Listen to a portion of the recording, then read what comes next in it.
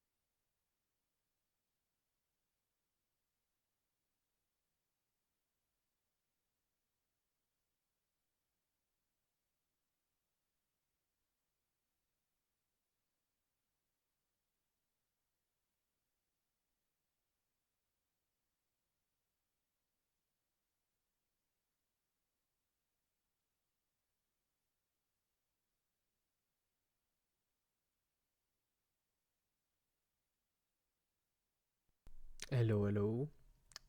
We're not starting right away. We're still waiting 15 minutes till a few people join, hopefully.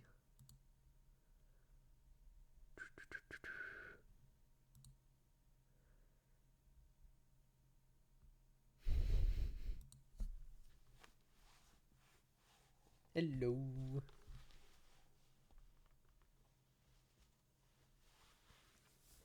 So, as I was saying, we're still waiting a little bit till it's 4 p.m. And then I will start because the official time I said is 4 p.m. So people have a bit time to join in. Wavy with the stickers. Yeah.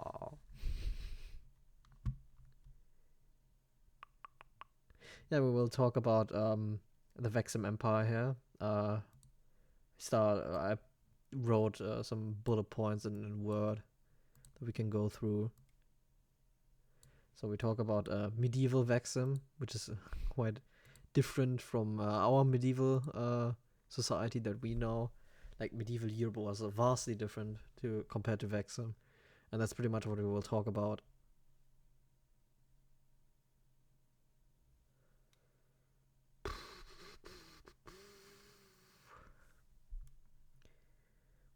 Weighty.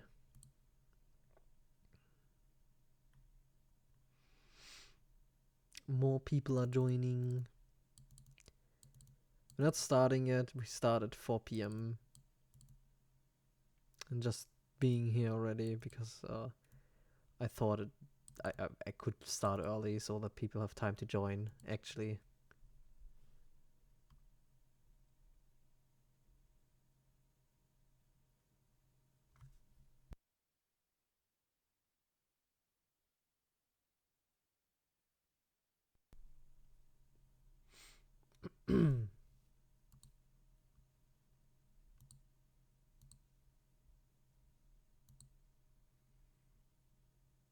I hope everyone's day was good so far.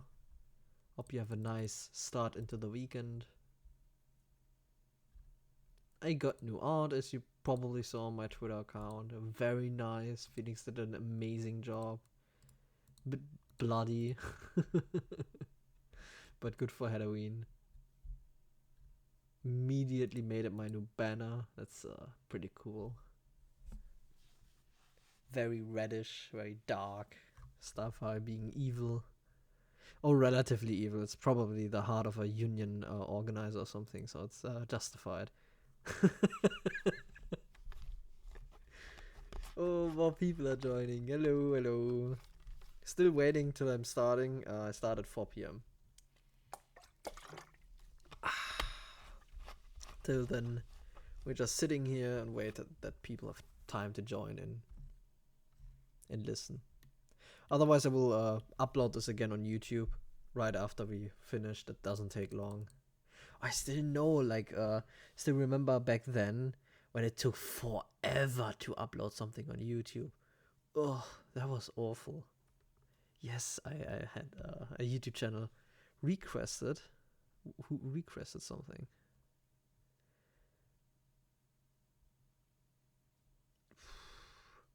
Well, I didn't know that's possible. I don't know who requested anything here. Well, anyway, yeah. I will answer questions after I had a nice introduction and could talk a bit about the basics of Medieval Vexim. So this is essentially how was life in Medieval Vexim. How was the economic structure, the social structure back then? What were the major differences to European medieval Europe and what China and Asia and whatever.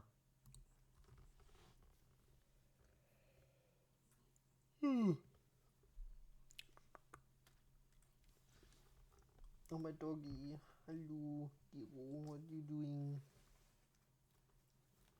He's licking his legs.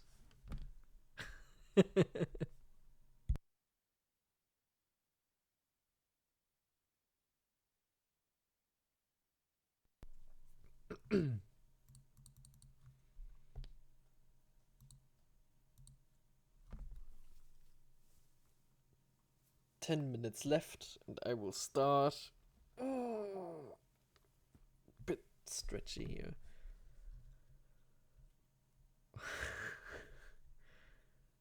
People posting weird stuff on Twitter. That's normal.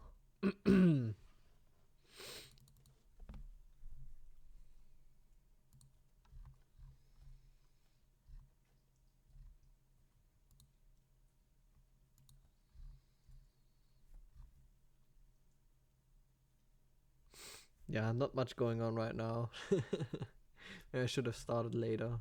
Well, happens.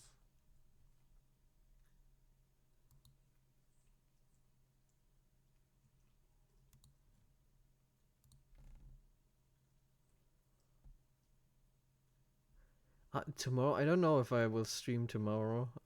Maybe I will, but I can't guarantee it. Maybe I should stream on YouTube in the future. I think that might be better for streaming than Twitter. I don't know. People usually don't go on Twitter for streams. Would anyone here prefer YouTube as a streaming platform? Would you ask me in the chat? It's pretty cool because then we have a chat. It might be actually smarter to stream on YouTube. Maybe we do that. Yeah, other people are already agreeing. Yeah, we probably stream on YouTube in the future. I think that makes more sense. But today I will still stream here.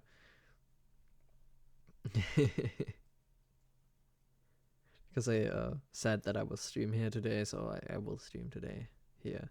Well, I stream on both platforms. Oh no, that's not allowed anymore, I think. There's some stupid YouTube policy that you can't stream on multiple platforms. Or was that Twitch? I'm not sure. We see. I check that. Maybe I stream tomorrow. I don't know. Should I stream tomorrow? Should we delve into another topic of the Vexim Empire tomorrow? Maybe. I don't know. Make this a weekend thing. YouTube stream and speakers can join in the talk over Discord. Yeah, that's another thing.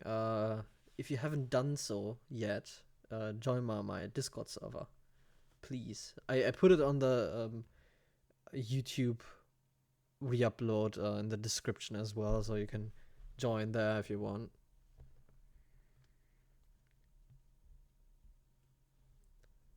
And yeah, when we stream on YouTube in the future, you can join into the voice chat on Discord, and I can unmute you if you want to talk. And when we go to the question phase, I will also answer questions from the chat because it makes more sense. Not while I have my monologue. I don't want to interrupt that.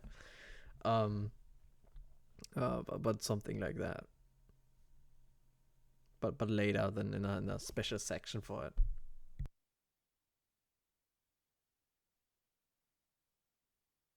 Oh yeah, and then you can all send me money. Nice. Another listener. What? Only the top 1,000? Huh? Well, we see. We at 354. Well, maybe I can start already. We are a few people. I don't want to wait too long either. So yeah, I might start already. I think that makes sense. It's fine. It's like 5 minutes or 6 minutes till 4 p.m. So not a big deal. And I will re-upload everything online anyway. So we're talking about the Vexim Empire today, about medieval Vexim, which was quite different from European Vexim, as I mentioned earlier. So you have to start with what time frame we're talking about. We talk about the 14th to the 17th century.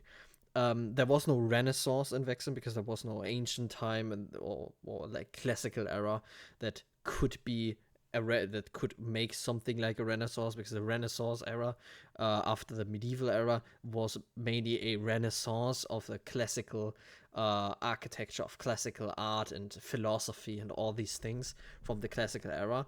And obviously, if when you start out with a classical era and then you just go into a medieval era, there was no lost information, so to speak. There was no fallen Roman Empire in the Vexim Empire. So you have to keep that in mind when we talk about Vexim. Vexim's timeline, very different. The kinds of eras we would go through in Vexim, also relatively different. Then the next point would be that has to be kept in mind is how was Vexim founded, and from what kind of technological standard did they start off. So the 14th century was pretty much when Vexim was founded as a colony on a newly discovered continent. And this colony was founded by Princess Vexim the First. Well, then at that point later on, Queen Vexim the First. So yeah, Vexim is named after a queen.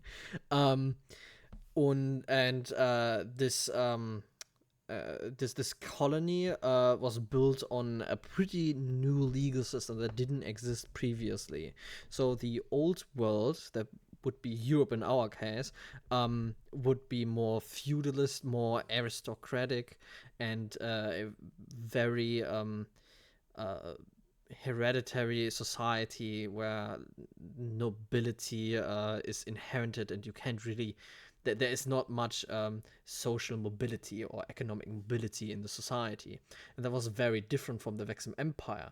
When Vexim was founded, it was founded on the principle that everyone in Vexim has this right to property, to the ownership of property, and something like serfdom didn't exist anymore. The aristocracy didn't exist anymore. The only nobility that existed was the royal family, and they didn't do that much. They pretty much left the populace, pretty much left them alone with what they do with the property and so on. And that was the foundation of the Vexim Empire. So they had these property rights that were equally for everyone. So it didn't matter if you were female or male. It didn't matter if you were a new immigrant or colonizer, or if you were there from the get-go. It didn't matter if you came from a noble family from another continent, or if you come out of poverty, or if you were served before. All that was not relevant. The only thing that was relevant is how could you utilize the resources that you had when you arrived in Vexim, essentially. So, and what happened in Vexim is that you have a relatively egalitarian legal framework. It's very important that when I'm talking about egalitarianism and equality, I'm talking about law, like equality before the law, an equal treatment of everyone before the law, and not equality in an economic sense that people that there was wealth distribution that didn't exist, that doesn't exist today in Vexim, that never really happened in Vexim except for a very short time period, and I will get to that a different time, but not in this stream. So you could say that Vexim developed a proto-modern civilization during their medieval times. And this was a civilization that very quickly developed a very prosperous society due to how the society was structured and the abilities that people had and the incentives that were naturally given by a property-based society. Another very important point here is the geography and climate of the Vexim Empire. So Vexim was founded on the newly discovered continent, and this newly discovered continent, just like most of the planet, has a pretty warm tropical, subtropical climate. You can imagine most of the Veximic continent to be somewhat like Kentucky, Tennessee, Arkansas, Kansas, like these areas. So you can essentially have a year-round crop harvest. And that is a very big thing. That is very important for how the society turned out and how they were able to diversify the economy by having less labor dedicated to agriculture later on. But we come to that later. We go through each step one after the other now. So, naturally, what happened in Vexim is that the economy developed into this very, very capitalist way very early on. No feudalism means you have property rights and people have an incentive to do with their land what they wanted. Farmers weren't peasants that were owned by a feudal lord, and the feudal lord actually owned the land, and they were just assigned to that land. Vexim, the farmers owned the land and there was no feudal lord, and they could keep pretty much everything they harvested and make a profit from it and so on. And with the pretty good climate and the very fertile soil, obviously what happened is that they had pretty large amounts of food that they produced in a very quick time, and they were able to sell that to keep that money. And when you have a lot of money, you invested in new equipment, in new things to even improve your processes, to improve your efficiency further, and also to undermine the competition, because you need to be cheaper than the competition if you want to be the most profitable and the one that dominates the market, or at least is able to sustain, to survive in the market, is not killed by the other competitors. So what happened is that in the agricultural sector, farmers purchased more and more modern equipments. Irrigation systems became very quickly adopted in many areas, especially because Vexim is pretty warm. So having a drought or something is something that can happen, and that's bad, obviously. So how you treat that with an irrigation system. And when you have a water mill or a windmill that can pump water into these pipes and distribute it over the field, that's not something that is too complex or too hard to do. Usually it's quite easy to get to that point. You can even use like a bamboo or something for that, which happened in the past, but the incentive, the economic incentive for that wasn't really given to the same extent as in Vexim, like in our feudal societies. And that happened. So obviously the crop harvest was more sustainable, it was more efficient, and it was more stable, and that is very important, stable crop harvest. Besides that, we had also a development where farmers purchase better other equipment, such as better tools, mechanized equipment, and many other things. um, so let me go through my points here. Where am I? Infrastructure, no, agriculture. There we go. Exactly. So we had this mechanized farming equipment that became quickly pretty paramount in the entire sector, with animal powered machinery like mechanical tilling tools and such, where they used oxes and horses to pull the machines over the field, and the rest was pretty much mechanized. And they were able to harvest a lot of stuff. And by the late 15th century, that was pretty much the norm across the agriculture sector.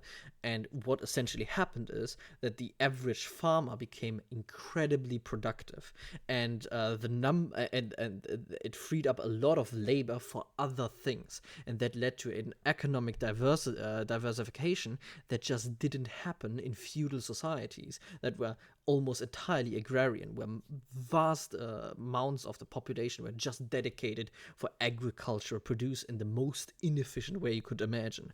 And that was very different in Vexim, where the average farmer, compared to what an average farmer was able to do in medieval Europe, would have been one farmer for 27 peasants.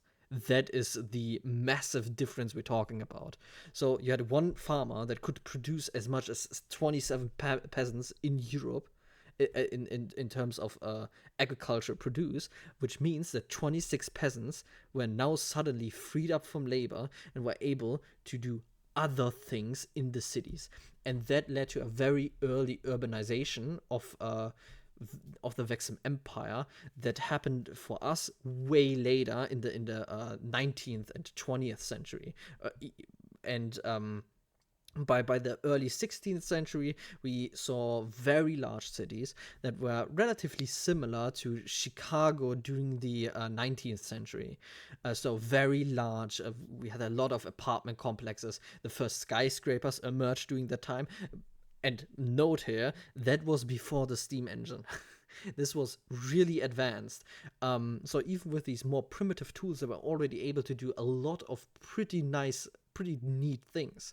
And this economic diversification and the prosperity that arise naturally from that obviously created a financial sector that also didn't exist during the medieval times. People had more money, and they could use this money for other things. A banking and financial sector emerged with the first stock companies, with the first corporations, franchises emerged, and pretty modern company structures like we know them today just merged already in this medieval setup with pretty primitive technologies. We had the first actual office buildings emerging. That was a thing that didn't exist in feudal societies either.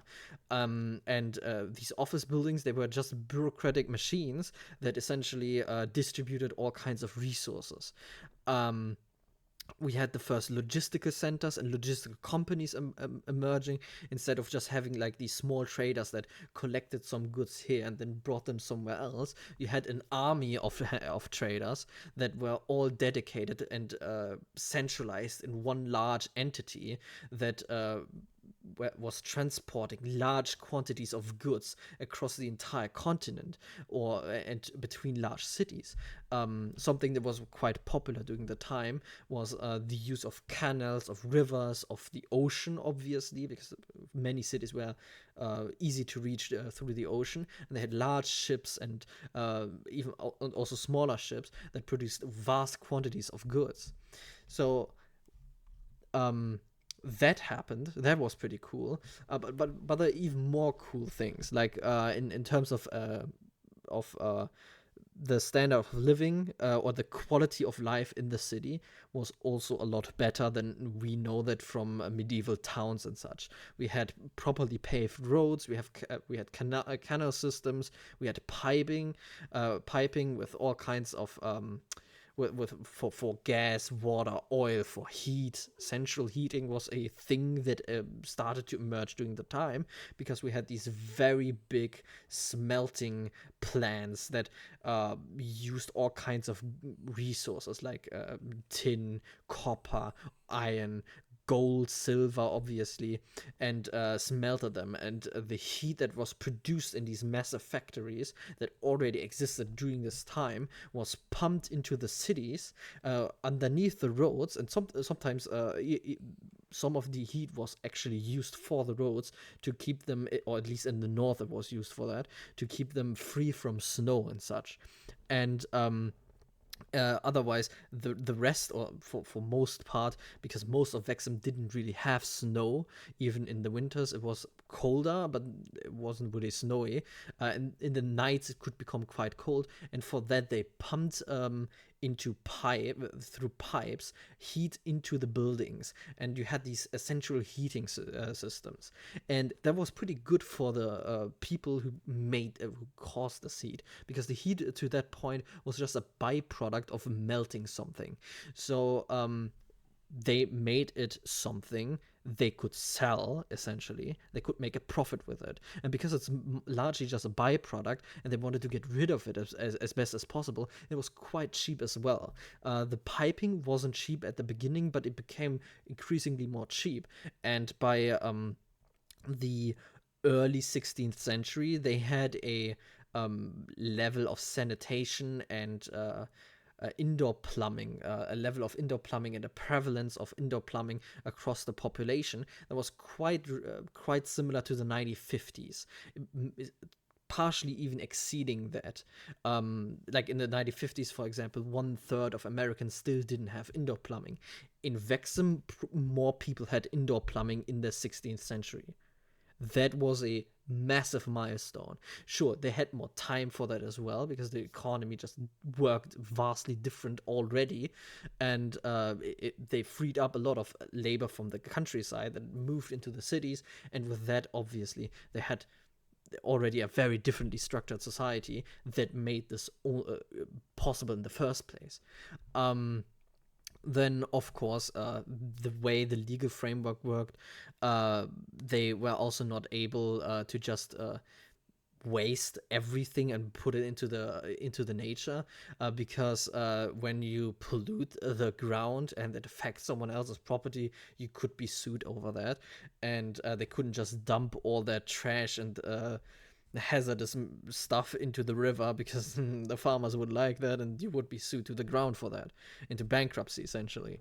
So they had to properly dispose of that as well. They couldn't throw it into the city either, because that they would be sued over that, probably even worse, and would be a lot more expensive because it affects more people. So they had to actually create the first actual how's it called, landfills, right? The first proper landfills, even with stone flooring and everything, to make sure that the hazardous materials doesn't spread out and affect someone else's property. What else? Right, quarrying became also very important, because construction became a very big sector.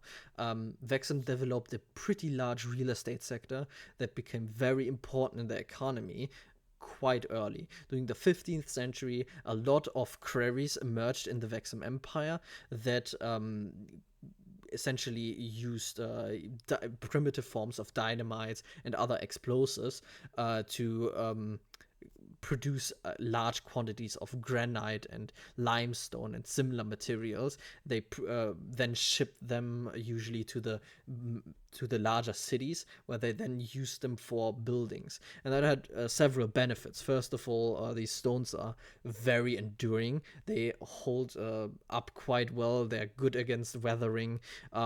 They have great isolation as well, so you could save on that as well. The only thing that was a problem is that the initial costs are quite high, though that was pretty much still better than doing a primitive, more cheap structure in the long term. And since they already developed this investment market, and you were able to get to take out a loan at an investment bank, or get paid interest and also dividends, people were quite wealthy, and they were able to actually spend money on this kind of stuff up front by taking out a loan. And being more sustainable in the future, and being able to repay that loan with interest rates, which is pretty good to grow an economy. And that didn't exist in medieval Europe either, at least not to the extent as in Vexim, because the church regulated a lot in these kind of things, especially when it comes to lending practices and money exchange and all this kind of stuff. That was pretty frowned upon, especially because the church didn't like it, and that didn't exist in Vexim. In Vexim, that was seen as a good thing, as something that people should aspire for, because it grows the economy, it's good for society in general over a long term. Advances in architecture were made. The first skyscrapers emerged already in the 16th century. Back then, largely for corporate reasons, like showing off your corporation, having a nice headquarter, and having something to show off. That became apparent, but also for wealthier residents who wanted to have a penthouse. That was pretty cool, obviously. What else? Urban centers, we had that. Right. Consumerism also developed to some degree, because due to the nature of freeing up labor for other activities, obviously people want to work other things.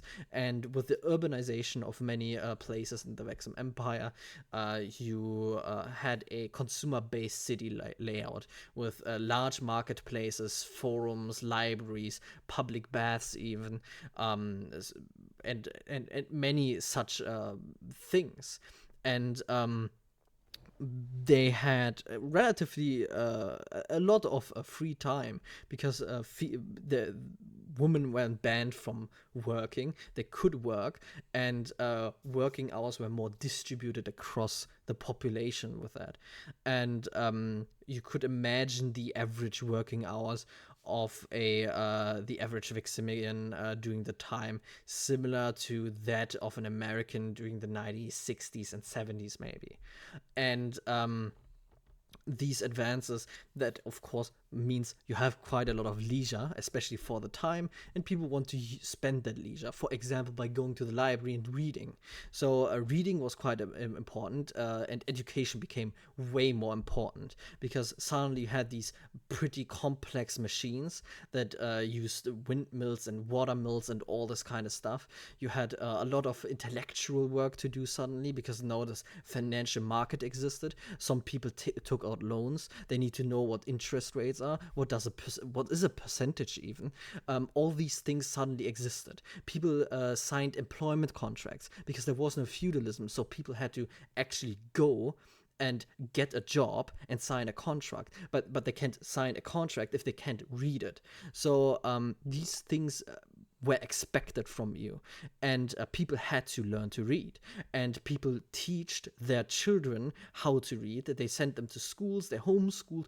All these things emerged during that time as private organizations, and you could find them essentially everywhere, on the countryside even, and even particularly on the countryside, because farmers, they often needed to learn a lot about engineering to maintain their irrigation systems and other machines. They need to learn basic mathematics, because they were essentially business owners. They weren't just peasants who did what the feudal lord said. They were business owners, and they had to operate like businesses. And for that, you need to know math, and you need to be able to read and write. And also to be diplomatic, to negotiate trade contracts and such. So, and this consumerist society that developed during the time also led to the emergence of franchise companies and, of course, supermarkets. So in the 15th century, you could actually go into a grocery store where you could buy groceries. You could go into something like a Walmart where you can buy primitive tools and such.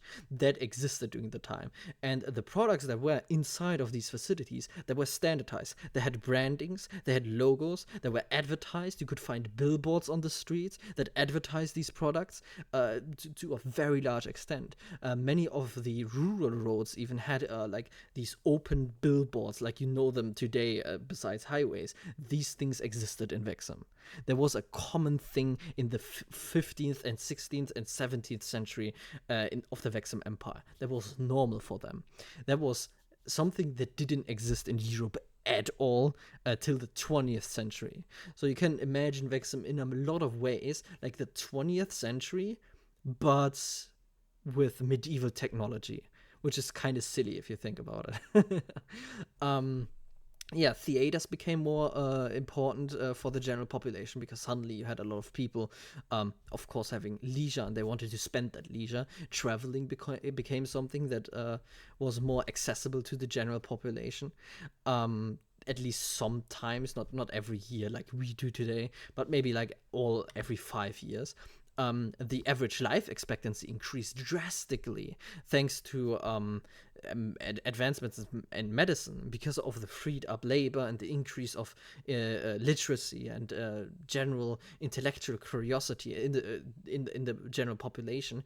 You had the first clinics and hospitals emerging where people experimented with all kinds of medical technologies and or primitive forms of medical technologies, primitive first medication, and all these things that developed very early. Obviously, not as sophisticated as we have it today, and obviously not as fast as we have it today. So they had a very slow development in medicine compared to us today. But for the time we're talking about, it was incredibly fast because that kind of medical involvement, these kind of medical investments, and the care that they invested in their own population didn't exist at all in our medieval Europe, for example. What else? We have that already. Right. Branding and such became apparent. Obviously, you had franchises like actual like fast food franchises that existed, especially for travelers, because traveling was quite important, or at least traveling for the sake of transporting goods from one place to another, goods and resources. And for that, these travelers, they want to eat something. So they developed not just taverns, like classic taverns, but the first franchised taverns and the first franchised drive-ins, you could say, because it's cheaper to have the carriage just waiting there till the food arrives than to have a big parking lot for them. And that was a thing, because traveling, very important. You had a lot of resources already traveling across the entire nation, and for all kinds of products, even for very luxurious products, insane products that we never experienced. For example, one thing was during certain times, certain people who are wealthier wanted, for example, very fresh products. So how do you do that when you don't have a refrigerator? You don't harvest the crop. You essentially dig it out of the ground, put it into a pot, and then you transport that pot to a store. And at a store that you sell the pot with the plant, and then the people can harvest it back home in the kitchen and have it perfectly fresh. That was a thing that emerged during that time, and you needed to have that because the countryside were more detached from the urban centers than in our medieval systems. And obviously not everyone was that looked that much for very high quality, but some people did, like wealthier people, like I said, and they did spend the money on stuff like that. You had the first suburbs emerging during that time. Like people thought, hey yo, I want a single family home. That's pretty cool actually. How about a pool? That's also pretty cool. These things emerged during the time as well. Sure, they didn't have a garage because no one had a car, but really relatively similar to what we imagine as a suburb today. But most people would be more in way more dense areas in the urban centers with apartment complexes, row houses, and these kind of things. Because obviously, traveling from A to B takes a lot more time when you don't have a car, and therefore, suburbs were only viable to some degree. The increase in the life expectancy through the medical system and the steady and stable food supply also contributed to the first retirement systems and social safety nets emerging. You had the first fraternal societies. You had the first guild systems that provided these benefits as well. You had the first insurance companies emerging for health insurance existed during the time in the 15th century. Retirement plans, like I said, existed during the time. People could invest their money into stocks. They could get dividends paid out. They could put it on a savings account and get paid out interest rate. All these things emerged during this time in the 15th century, and they were socially very advanced compared to our medieval systems. And yeah, technologically, even then, that was very advanced. And eventually, it led to them industrializing quicker as well. And when they industrialized, this process was incredibly quick because the entire infrastructure for it essentially already existed. They just needed to put a steam engine into it. And with the 19th century coming, the industrialization really boomed. It really started to go out of everything essentially. It was compared like to nothing, and it really left these more backwards nations of the old world very far behind in terms of prosperity, economic power, also military power, and population wise, because the population, of course, when you have a lot of people being that prosperous and high survival rates for various diseases, at least for the time, and relatively high life expectancy, when you have all these things, naturally you have a very strong growing population. So that was the summary that I have put into my Word document. I didn't read too much into it. I just got through a few of the points. I hope I gave everyone here a nice overview of it. If you have any questions, then you can use the funny emojis here, like the waving hand here, to say something, and I will get you here to talk. So anyone, any questions? Not the heart, the waving emotion. If that's just a heart, I don't know. Like this waving hand. Random, gray, or something wants to talk. Greek. The name is cut away. Yeah, I will give you speech rights in a second. Yeah. Invite to speak. I have invited you. You should be able to speak when you accept it. Hello?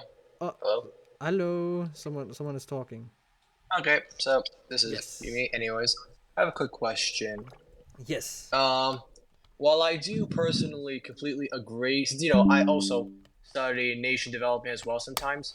Well, I do Mm. completely agree with the type of society, and I can definitely see how it could form. The only issue is the level of development and how quickly it grew. I have a question. How many years did this all take place during? So we're talking about the time period from the 14th to the 17th century. Many of the basic social structures, these new social structures, emerged during the 15th century.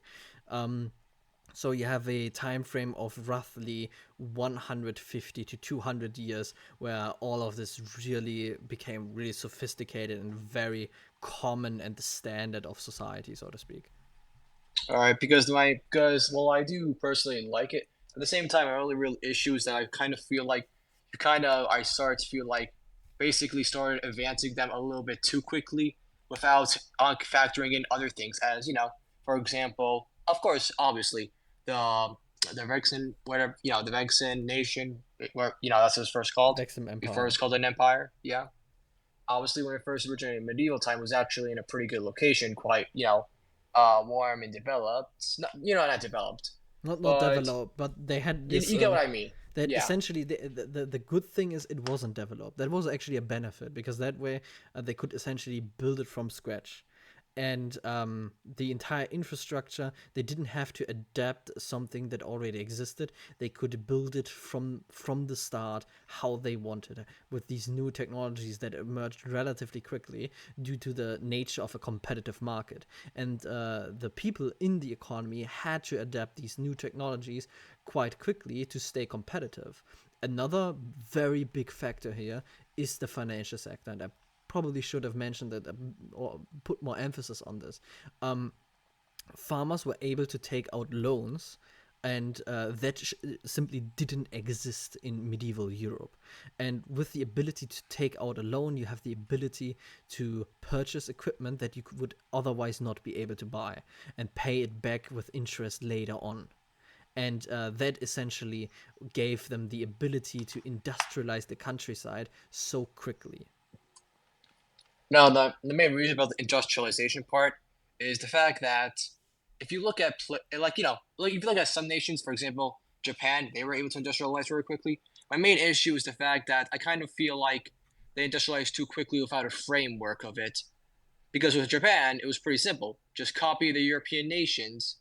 But even with Britain, Britain required a lot of things. For example, its colonies actually helped it a lot because a lot of resources, which yes, you did technically say because the more crop yields and everything like that because of the farmers being able to actually be able to keep their stuff, so they're able to get better loans. At the same time, like other factors, how are the other factors like resources wise, not just crops, but resources? Yeah, like I said, the quarrying and mining industry emerged naturally with the industrialization of the landscape. First, it started out slower, but it accelerated with the time because the more people you free up from the countryside, the more you can employ in mining and quarrying naturally. Mhm. So you were able to essentially produce a lot of iron, a lot of materials that you just need, like copper and whatever. They mined a lot of those. They used a lot of those, and they produced these machines very quickly in relatively large workshops and such, and purchased them and distributed them. Obviously, the first irrigation systems are very different in the 15th century from the 17th century. Of In the course. 15th century, we're talking about like bamboo pipes, with some holes in it. That's a very different thing than the more sophisticated copper pipes that were later used in the 17th century. They were standardized that you could purchase as a store. Yeah, like that's the kind of stuff I was talking about. Because, you said they were able to build skyscrapers. Oh Well, yeah. there's technically, wait, were they, how high were they? Because the main reason When why I we were able talk to build about skys, when I talk about skyscrapers, I talk about very exceptional buildings that were similar oh, to the they're like Cologne more like Cathedral. medieval castles. Yeah, like cathedrals, yeah. All Exactly. right. And the reason why they were able to build them is because of the quarrying industry that provided the materials for it. Like granite, for example, is a great material. It's very sturdy. It can carry a lot of weight, and when you have the right ground and you don't need to build too much of a too deep of a foundation, you can build a pretty large structure on top of it. Hmm. And for another question is, wait, who was its original, if it was technically a colony, what nation was it a colony to? The Kingdom of Emirage.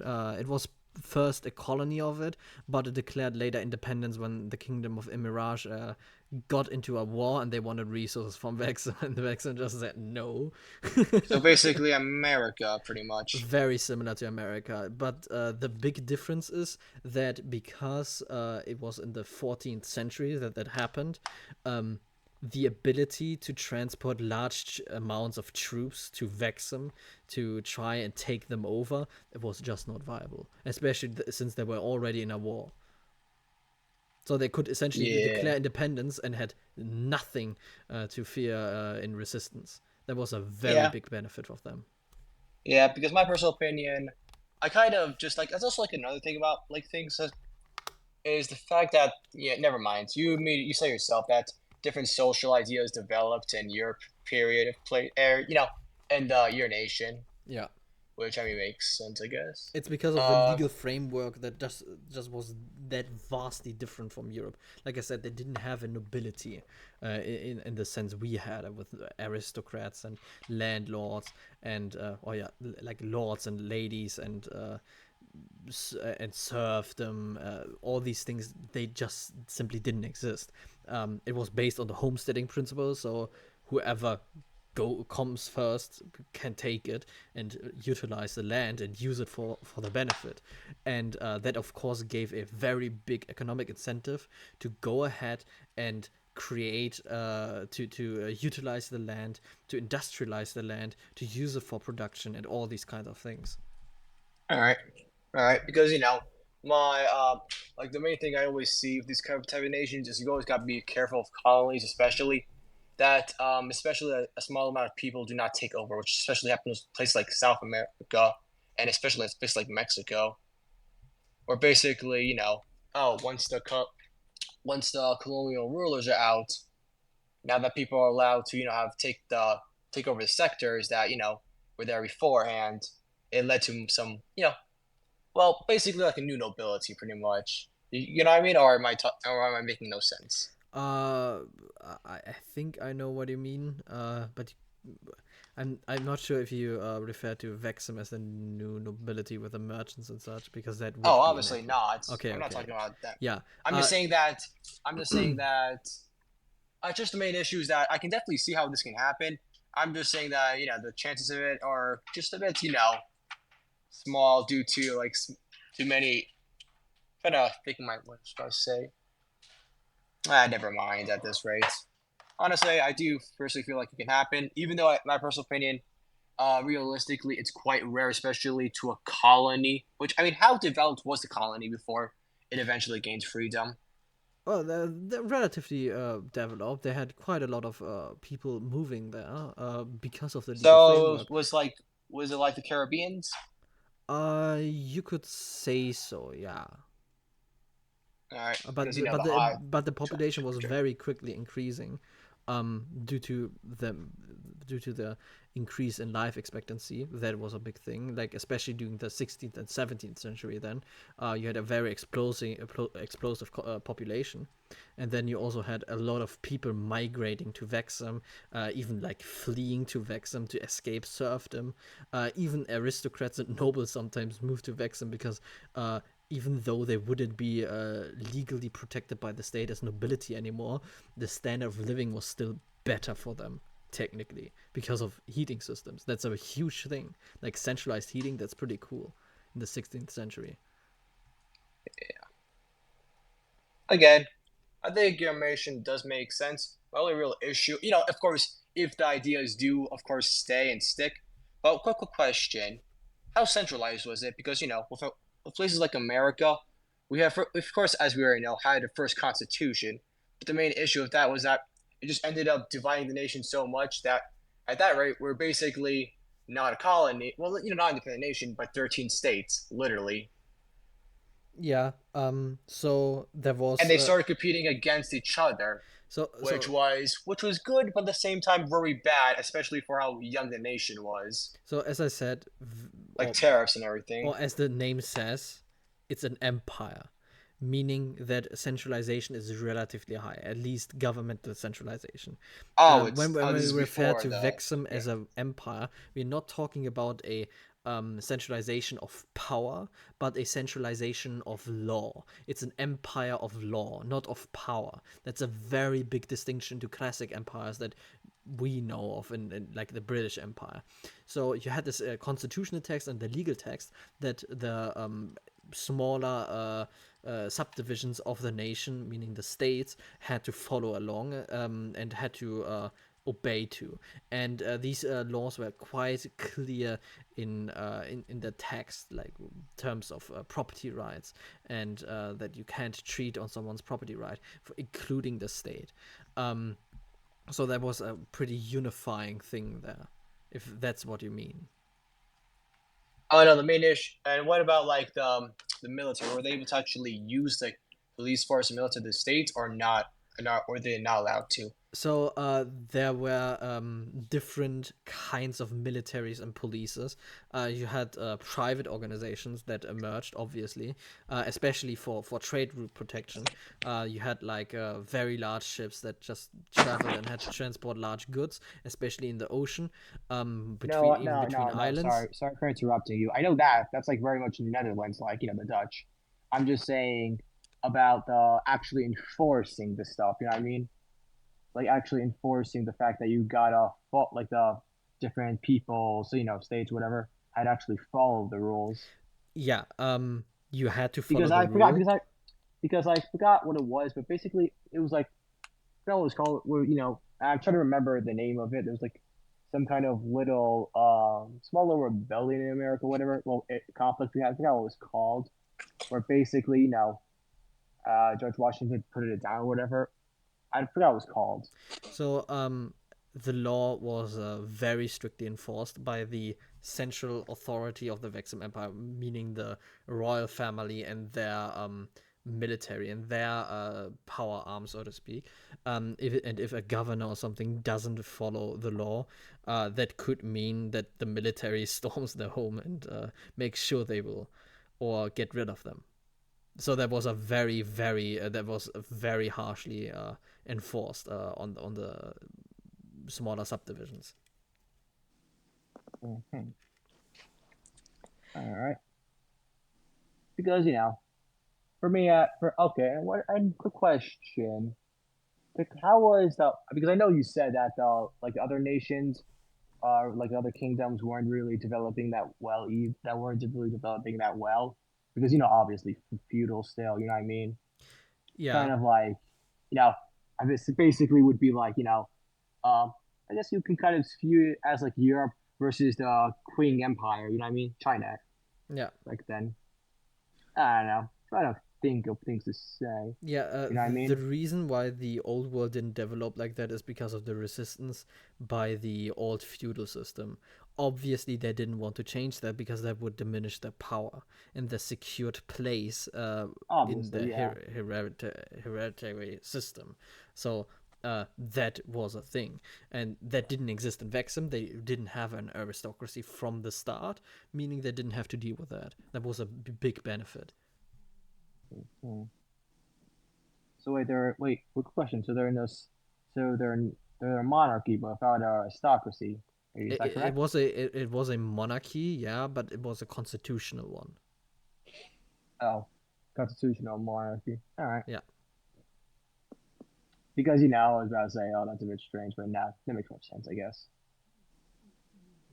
And I guess possibly it could be like a similar way to like Britain, how they did it, yeah. or I forgot which nation it was, basically where basically like like the it was like the merchant elite basically was one who like helped create like a The law that Dutch, benefited them more. Yeah, the Dutch, the Dutch was also involved with that. Yeah, but even these nations had internal resistance from the aristocracy to these more capitalist structures, and that was just not a problem for Vexim. So they were able to develop in this way very quickly. oh yeah, Another one wants to talk. I can oh invite yeah, them as let well. into it.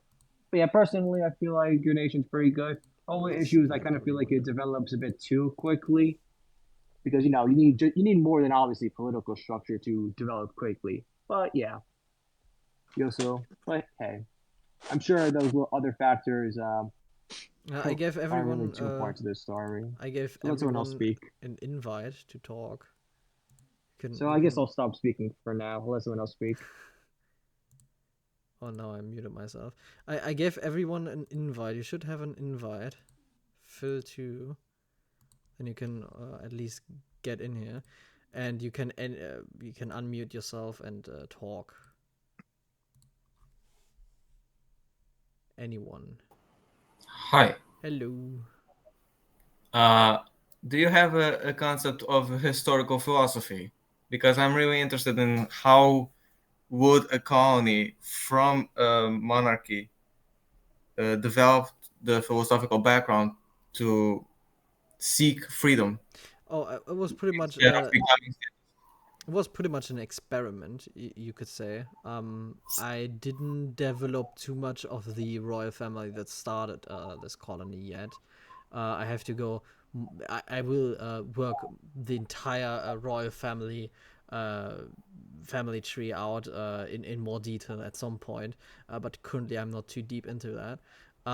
But there were multiple social theories and economic theories emerging, obviously with Vexim, because suddenly you had this new society. But it would start pretty much as a experiment of looking, well, how would that work? How good would that work? Mhm. These things. So there was already a debate ongoing inside of the previous Yeah, country, yeah, and they decided to practice. yeah. As an experiment, yes. And this new colony that they established was the perfect start for that as an experiment. Nice. My dog is snoring. I Uh, hope that's not. I hope sorry, never mind. sorry for speaking again. I Yeah. guess it could be like, I guess it could be like how like again how like South America. I think, if I'm not mistaken, if I'm thinking about my history correctly, like South America in part also rebelled because they basically, for one, wanted the exploitation from the Spaniards to basically stop and wanted themselves to actually control the economy because they were putting a lot of tariffs on them. So then basically, you can only trade with Spain, even though they want to trade with everyone else. I guess that's how it can Yes. develop. Well, You know what I that's a mean? bit different because the kingdom of Mirage started Vexim with this intention themselves. Oh, they You could started say their similar own to thing. Acadia. It's pretty Oh, good compare. You can pretty good compare that to Acadia, that was a French colony in Canada, here in Northern America, and that developed a very capitalist society in very short time as well. And although they were all farmers essentially, they had a very high standard of living compared to other nations, even France itself. They had a comparable standard of living to Britain to the time, and that was in the right. late 18th century. Um, and a very similar thing happened in Vexim, just on a larger scale because it was a larger territory and it involved a vastly bigger population, and obviously over a longer time frame as well.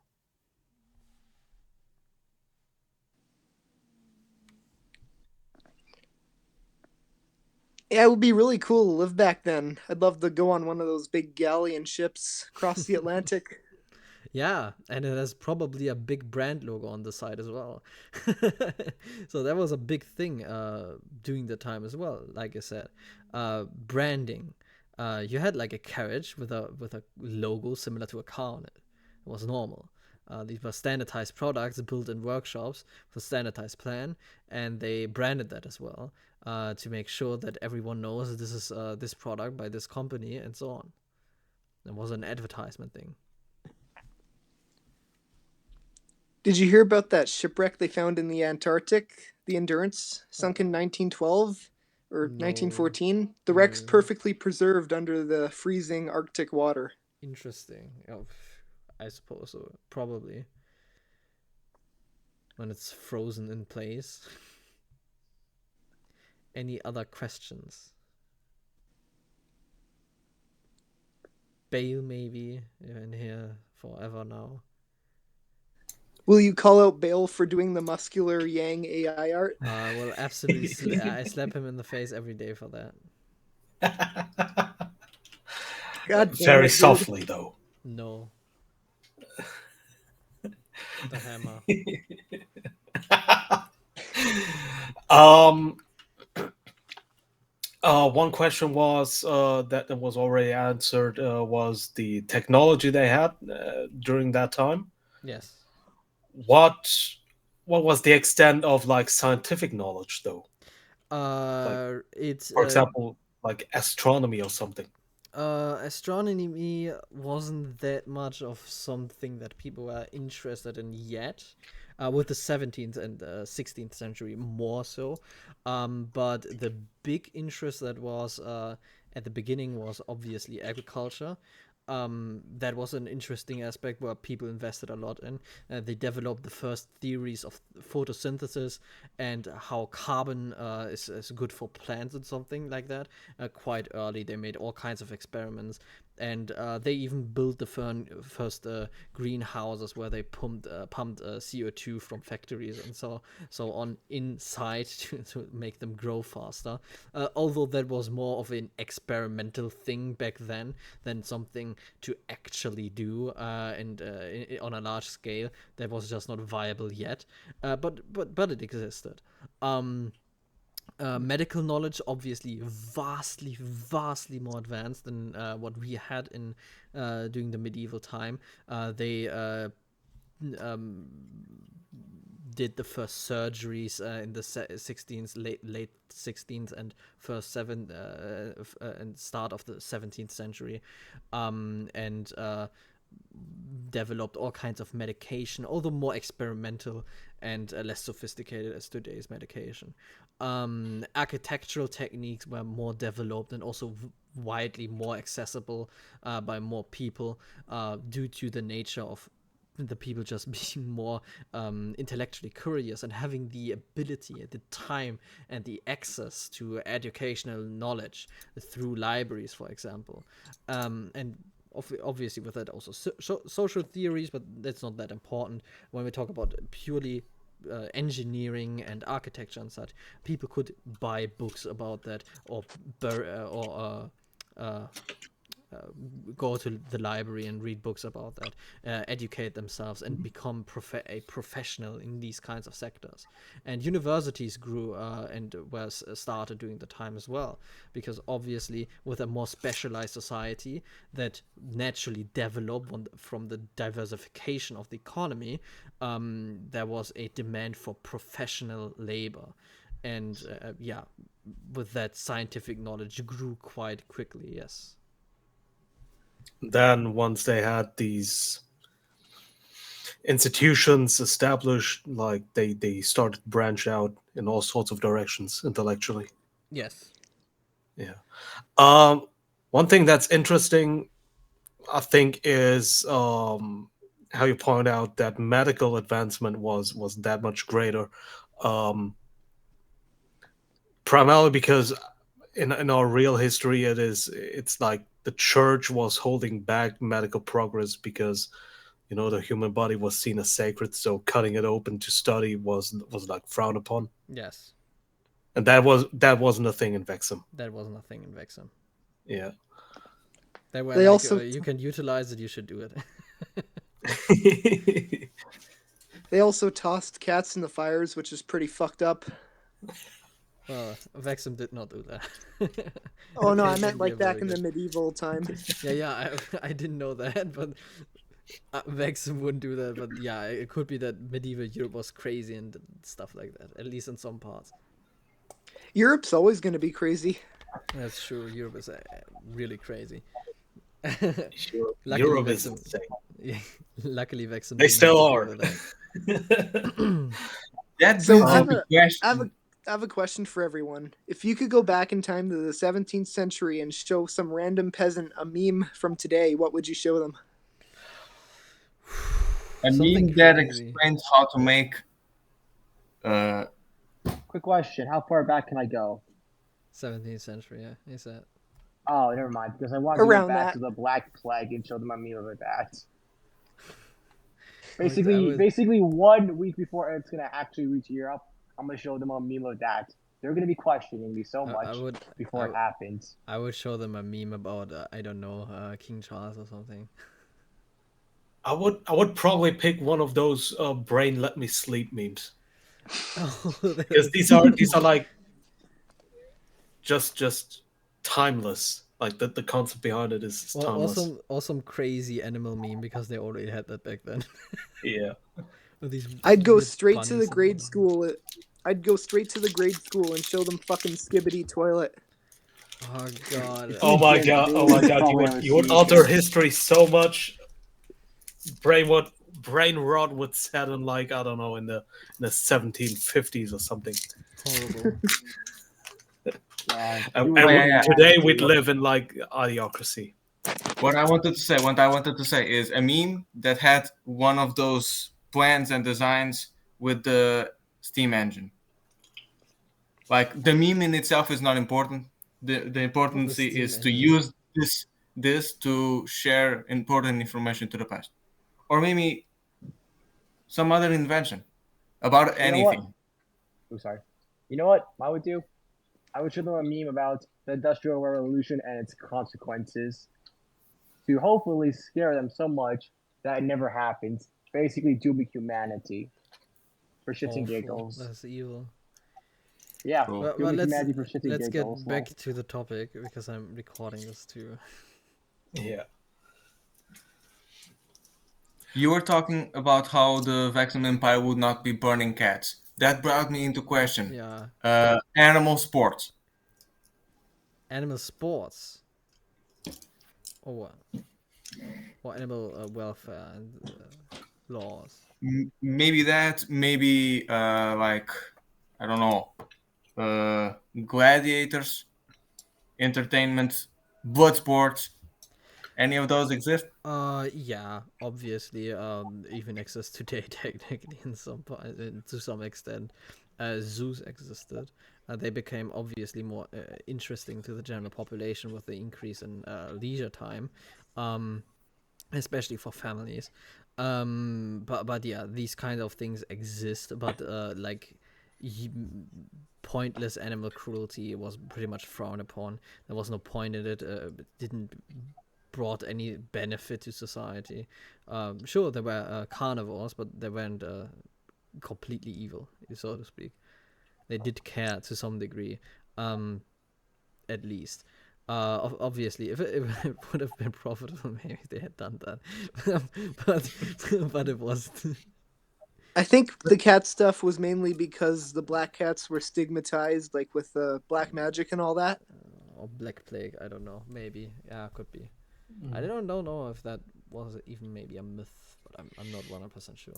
If I'm not mistaken, I think pretty sure that stuff was technically a myth, as the church kind of a lot of times didn't actually tell people that witches were a thing. It's just most people just immediately thought themselves basically, did it by themselves. Like a random priest and a random group of people would think of it themselves. Popular mistaken. mythology. Yeah. Any other questions? I got one. Yeah. What were some of the bad things in Medieval Vexim? Something bad compared to our society, which they lacked Mhm. behind or something. Like something like stuff that they believed in that now is seen as like, oh, that's stupid, that's wrong. Oh yeah, they were more religious, obviously, in many ways, and they had a lot more mythological beliefs about the world that Veximians and modern Vexim just simply don't believe in anymore, because they know scientifically it's bullcrap. There were also many theories about the natural world that turned obviously out to be wrong later on, either during the time even or later during the industrialization of society, during the Industrial Revolution, and even later. So yeah, there was plenty of things that were wrong, simply wrong, or misguided and such. But you can definitely believe that people tried to see, well, can I maybe give a plant the most after they figured out that CO2 is good for plants, they probably tried other things as well that absolutely didn't turn out good for those plants, like hazardous materials and ash and whatever that didn't work then. But yeah, generally there was plenty of stuff that was simply wrong and turned later out, luckily, to be they learned obviously from it, but they were relatively open-minded to new scientific progress and new discoveries. So that was a big benefit that gave them the ability to develop that fast in the first place. Did they have Quick any one- like sorry, never mind, continue. traditions or something Yes, with that the are not increasing. a part in modern Vexim anymore? Oh, in modern. Well, going to the theater was a lot more common, especially among the wealthy, where it became a pretty much a family tradition to go together to the theater. That's not that much in Vexen probably anymore. And there are probably many local traditions that cease to exist over time as well, or change to such an extent that it's not really comparable to anything in modern Vexim anymore. Yeah, another thing that doesn't exist anymore, although it's not really a tradition, is of course the entire piping network. That's not to some extent in some parts does some of that still exist, but generally speaking, that's a thing of the past. Okay. Mhm. And also, quick question. Of course, this is just me trying to poke at your world, try to test it or whatever. So sorry if I'm asking too many dumb questions about how it works. But anyways, I have a quick question. Was there like for the bad things? Was there anyone really left behind? Basically, it became basically oh, well, technically you ran out of money, so hey, pay up. But no worries, you can work with me. But then this creates like this basically creates like a unofficial new class of people who basically were the first ones who do be more. Yeah, this is just some dumb socialism stuff, but you know what I mean. You know what Okay, I you mean, mean right? people who were left Basically, the behind in poverty or something? economically, yeah, Yes, exactly. obviously those people existed and still exist to this day, to less of an extent than back then, obviously. But yeah, there was a class of people who were very poor, and yeah, those people existed, obviously. Because again, this is just my commie brain. This is my commie thoughts for some reason thinking of it. As if I'm trying to poke at your world in a negative way to test it, I would be like, well, what technically would another class form that basically ends up trying to once they eventually do develop it to like let's say magically into like a monopoly or like a large enough trading company and on purpose try to like I'm pretty sure you already said this like try to push down the other competition. Yeah, obviously, like these trust attempts existed back then, just like they existed later on. They usually failed. That's what it Why do they usually usually happened. fail again? Huh? Why do they fail again usually? Well, simply when you so when Because you like okay, I'm sorry. imagine Continue. you form a cartel or a trust or whatever, and you want to get rid of the competition. You either do that by offer them a very high price to buy them off, which is a risky thing, and they might say no, and probably a lot will say no. Or alternatively, you push them out of the market by selling your products under a below production cost, and that simply means that your competition can purchase your stock and sell it more expensive and make a big profit on you selling below profit margin. That's not a good idea. That didn't work in the during the Industrial Revolution against the Dow Chemical Company. It didn't work in Vexim either. Like creating a monopoly that is not legally protected is simply a economic impossibility by default.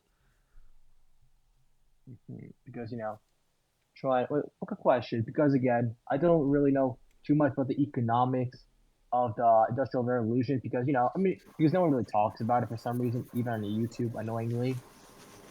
But was there any monopolies during like in Britain during the industrial revolution? I'm trying to think of that. Okay, do you mean natural monopolies? Basically either natural or unnatural. I don't really care. Yeah, unnatural monopolies did exist. Natural monopolies never existed. In the history of humanity, never existed. All right. Personally, I could definitely see what you mean by unnatural monopolies, as a lot of them were helped by, for example, America, the railroad company, giving them all that land or whatever to develop from the Yeah, American subsidies governments. and such. Yeah, and of Yeah. course you needed But like licenses and impossibility of it naturally not possibly forming, I'm a bit more, hesitant on that kind of stuff. there was of course the I think Collins line, or not Collins line, but Collins something Collins, I think, with steamships in New York. They had a legal monopoly by the government, and they were busted by by who was it, Vanderbilt, by creating his own line illegally, and he was chased for for providing steamship services in the state of New York for I think over a month or something, until the federal government intervened and said, hey, you can grant them a monopoly right and try to hunt down your competitor. So that's a thing that happened, but these are legal monopolies that didn't exist in Vexim. All right. All right. So you were talking about the cartel earlier, right? Yeah, how they fail. Okay, did you know about the cartel? When new Goku content comes out, the Mexican cartel activity Oh, I drops heard about that. significantly. I didn't know that. Yeah, like Does the it? moment yeah, it does. It's crazy. No, when I'm talking about cartel, I mean economic cartel. Not a criminal cartel, but a cartel of companies trying to suppress competition, for example. Gotcha. Yeah, by setting certain prices below profit margin and all, and helping each other. But yeah, something like that existed or were attempted in Vexim. It just didn't work out that well.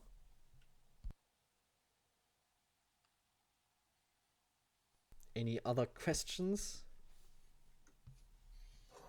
I guess another thing would be, was there any other colonies near them on like the same continent, basically the New World they were at, Yeah, and other colonies? yeah.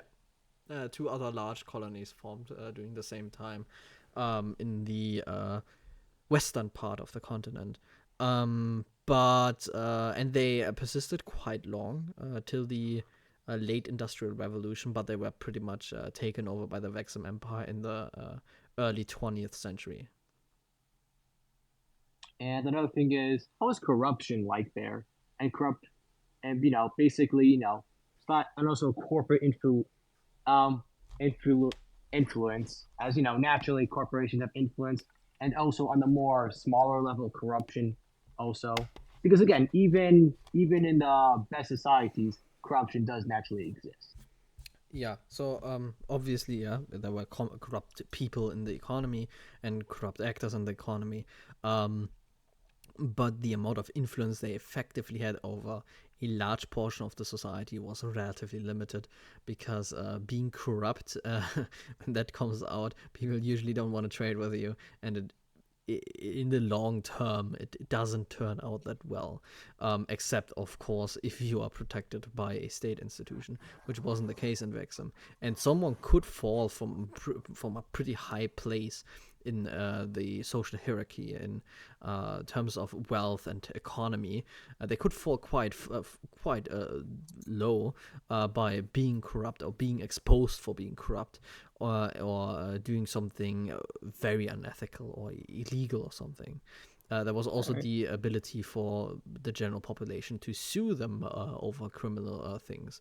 There were incidences, although that happened not during the medieval time, but the later Vexim Industrial Revolution, of some companies causing all kinds of pollution, ground pollution, water pollution, all these kind of things, and that affected, of course, negatively affected many individuals, many lands, many properties, and these companies were sued into bankruptcy for doing that. And that also led to the development of very advanced, or relatively advanced, filtration systems quite early on. And like I already mentioned, medieval Vexim already developed concept like landfills and such to dispose of trash, to make sure that it won't affect someone else, because you can get sued over it. The difference to Britain and the United States, for example, during the Industrial Revolution and partially even earlier, was that the government sold these pollution licenses, and they exist to this day, by the way, where a company can essentially acquire a license to pollute other people's property without any consequences, to a certain degree at least. And that didn't exist in Vexim, never existed in Vexim, because that would have been be illegal by the Constitution. And another thing is that how was basically taxation done, or was it just a voting taxation? So taxation was based on income usually, and sometimes, depending on the state, consumption during the time. It was very low because the government didn't provide not many services, and the economy was generally very prosperous and produced quite a lot, and it wasn't there, and they were, and even a low tax rate was already sufficient enough to provide the government. So with them more developing, they lowered the taxes actually. Quite the distinction to the Industrial Revolution in the United States, where the tax rate increased every time they became more prosperous. That was the Well, exact yeah, opposite for naturally. Vexim. Yeah, that was Well, the exact naturally. opposite for Vexim. So they started out with way higher taxes and lowered them gradually to a pretty low degree of like 10% maybe by the 17th century. And why did they do that? Well, simply because the government didn't need the money and they wanted to grow the economy very quickly, because they learned from the economic philosophies that developed during this time. And there was the Veximic school of economics, which was very, very similar to the Austrian school of economics. That became very popular. People read it. Policymakers read it. The royal family read it. And because the royal family, or royal families in generally, have very different incentives from a state perspective compared to democratic bodies in the government, there was no much intention for them to keep a high tax rate. For them, being long-term sufficient and long-term providing long-term prosperity for the nation and growing the economy was very important, because they would later leave this nation to their descendants and they would rule over it, and they didn't want to leave a mess behind or something. So growing the economy, doing the best, the actual best for the society, was essentially the goal of these royal families, of the Veximic royal family at least.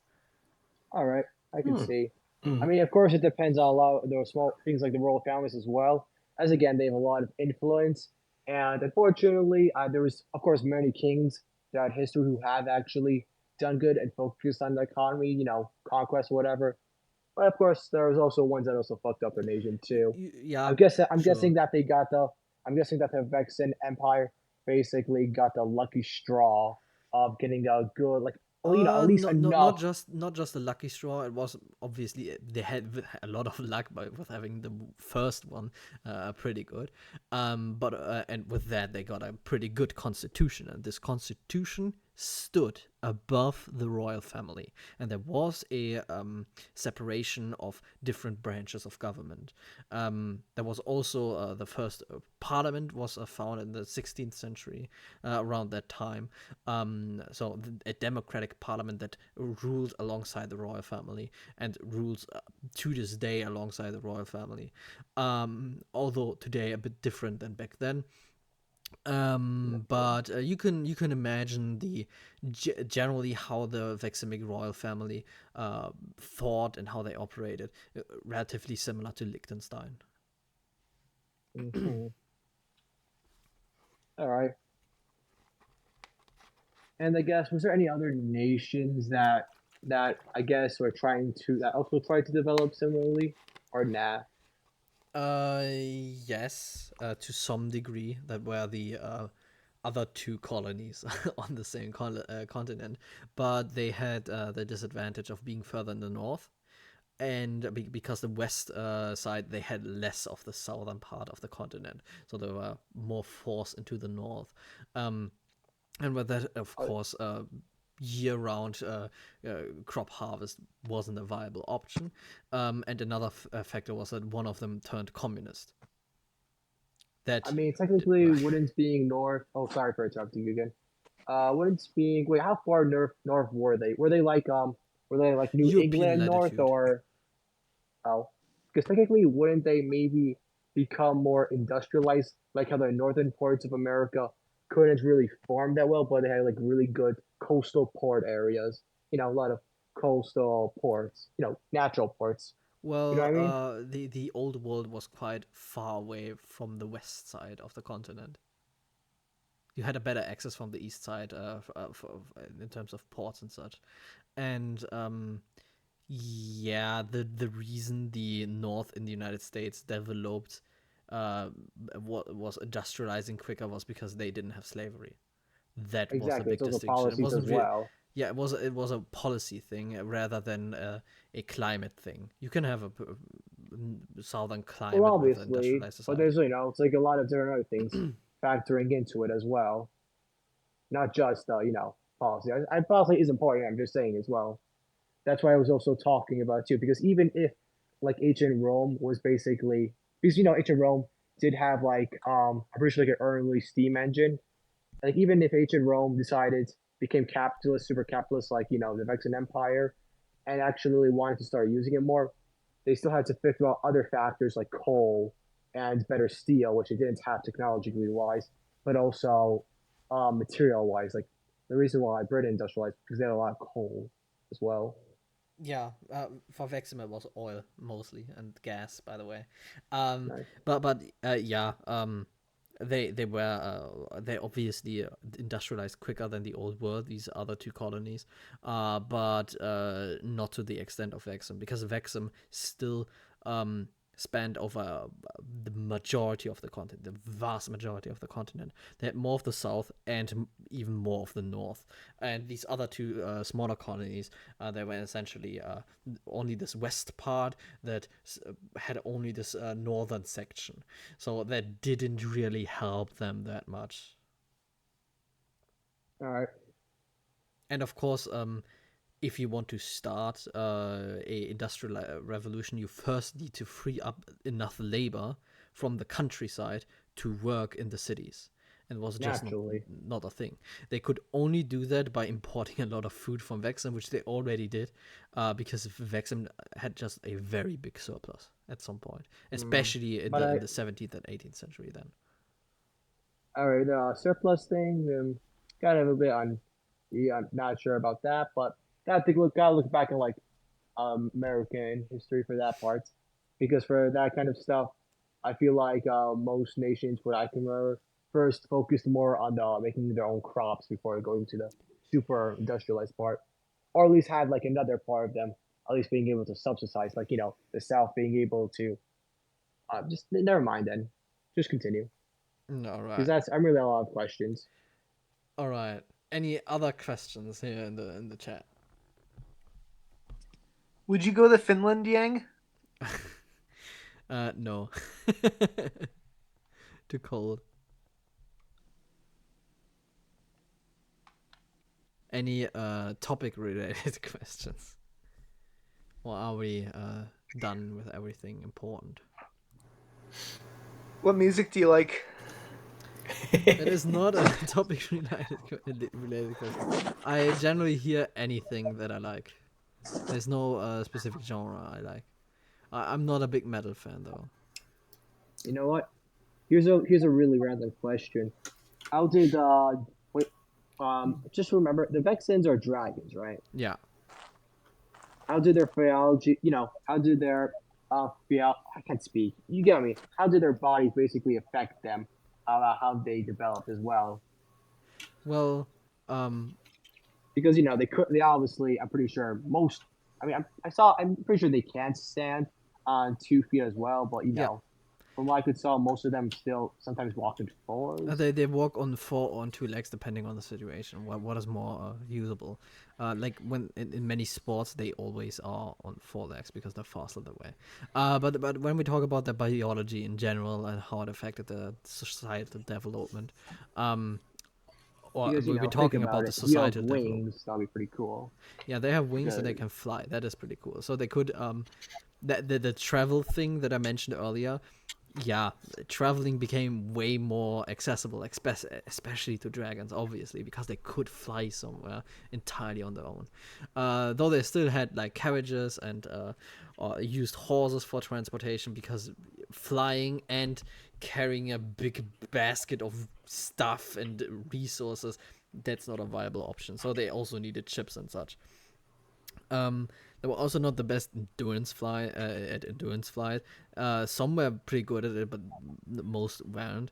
And then the biggest difference in their society would have been their diet. Obviously, they're more carnivore based, and most of their crop production was for cattle feeding, and some wasn't.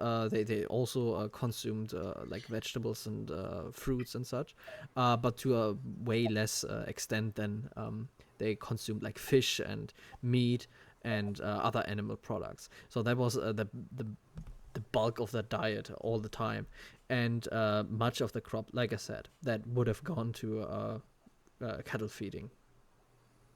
all right. So wait, good question. What are we going to talk about once we're done with all the questions about the medieval Vexin? What do you mean? Basically, because I'm pretty sure soon we'll run out of questions to ask them Oh yeah, that. then What so then we're going to talk about then later. the stream is over. And then I upload All right. this stuff online. All right. Just asking. That's all. Yeah. Yeah, next time to for everyone who wasn't here at the beginning of the stream, the next stream will be on my YouTube channel, and you can ask me the questions in the chat. I think that's easier. I will also talk with y'all or some of y'all on my Discord server in the voice chat. So I think that is a better idea than streaming on Twitter. All right. So Have a Well, nice day. I got a final question. yes. If they walk on all fours, but they also use their hands walk on for two other or things, on two. how much are they? Do they care about hygiene? Like keeping the? Do they Do they do have to they wear like gloves? keep the floor and the streets very clean, or do they just make sure to wash their hands every like whenever they enter a building or something? It depends. So they don't walk always on all fours. Sometimes they walk on two legs. Like I said, it's situation dependent. But generally, streets are quite clean. That's a big thing, but not incredibly clean. So they may have gloves or something that they wear while walking, or after walking. Usually while walking, it makes more sense. Okay. And yeah, washing their paws quite common as well. But gloves are probably the most common Yeah. thing.